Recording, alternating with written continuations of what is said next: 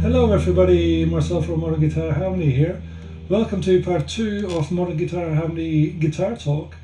And give me 5 minutes and I'll show you how to use Quartal Harmony very easily. So last week we talked about suspended chords. Okay, and so suspended chords and quartal triads, I suppose, are sort of more advanced triads, and I'll leave a link below with a free advanced guitar course where there's a whole section about advanced triads. And later on I'll be talking about a Goodrich almanacs, and I'll leave a link below where you're able to get an almanacs for free. If you buy a copy of eBay, you could spend maybe $100 or $200 or $300. So don't worry about that, they're free, the PDFs are free in the link below. Last week we looked at our D chord and we took our middle finger off, so we played open E string. For our D sus2 we put our pinky on the 3rd fret of the high E string. For D sus4 triad.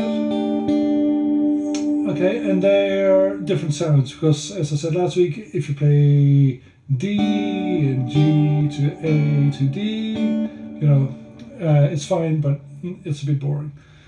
So let's just have a look at a D sus2 chord. I'm playing the D note, which is the root, the E note, which is the 2nd, and the A note, which is the 5th.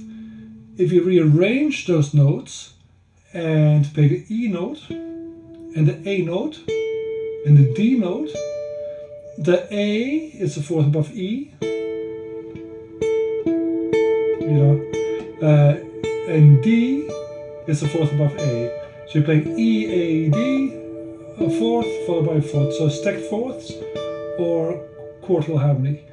So one easy way to remember that is if you have your D shape and your pinky down for the D sus4, you can slide it up to wherever you want.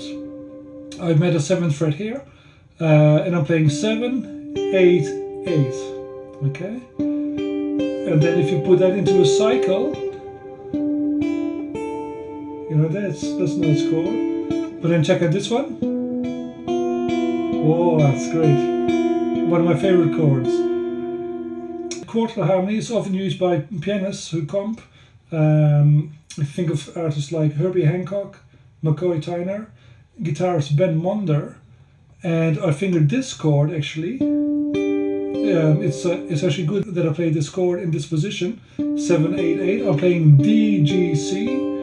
Ben Monder actually used this very same chord, but he played it with the D on the 12th fret, the G on the 12th fret, the C on the 8th fret of the high E string, and then his 2nd finger was free to play the A melody note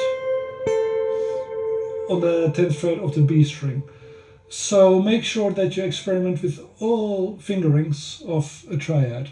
You know, you can play spread triads. Oh, sorry. I wanted to play a C, not a G. Spread triads or closed triads, like that. I put it into a cycle before. This beauty. And then it goes on, and you've probably heard this shape. But anyway, the point being is that some great books about quartal harmony triads, especially 3-part fourths, is the volume 2 of the Goodrich almanacs, and there's a link in the description. That book actually starts with cycle 2, and actually it might actually start with these chords. It's actually funny that I play these. With the almanacs, it just brings you through cycles. So cycle 2 will be going from a C chord to a D to an E to an F. You know, you're just jumping up in seconds. Cycle 3 will be jumping up in thirds, and fourth up in fourths, and fifths in fifths, etc., etc. One of the things with quartal harmony is that they're very open sounding. You know, there's no resolution. That might be a small bit of a resolution, but you can just keep moving it down. So they're open-ended. You can use them over major chords or over major and minor. They sound great. And the rub, as you know yourself, say if you're using a C, D as the 2nd, and the rub against the 3rd. Lovely, lovely. or the rub against the fourth, the E and the fourth. Ooh. Beautiful sounds, beautiful sounds. What I'll do now is I'll play a song. It's a pre-recorded song composed in harmonic minor, and it actually starts with this chord. Okay, so have fun and explore the almanacs. If you have any questions, just leave a comment below.